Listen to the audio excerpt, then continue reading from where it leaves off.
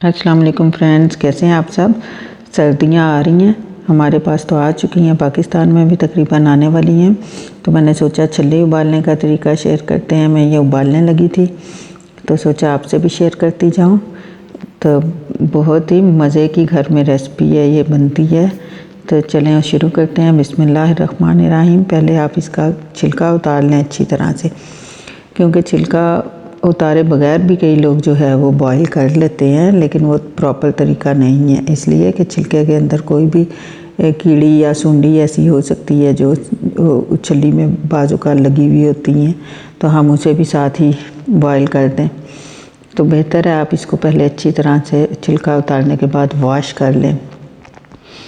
तो वॉश करने के बाद हम इसको जो है वो उबालेंगे। इसके लिए मैंने एक पैन में पानी ले लिया है। आप पानी पहले अच्छी तरह बॉयल कर लें और खुला पानी लें, यानी ज़्यादा पानी में इसको उबालेंगे, थोड़ा सा पानी नहीं होना चाहिए।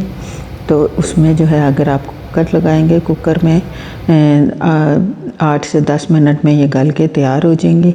और अगर आप पैन में रखते हैं तो 20-25 तकरीबन मिनट लेंगे।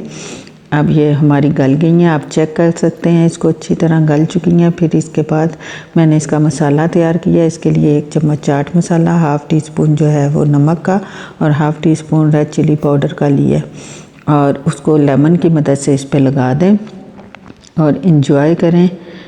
फिर मिलेंगे एक नई रेसिपी के साथ। अल्लाह हाफिज़।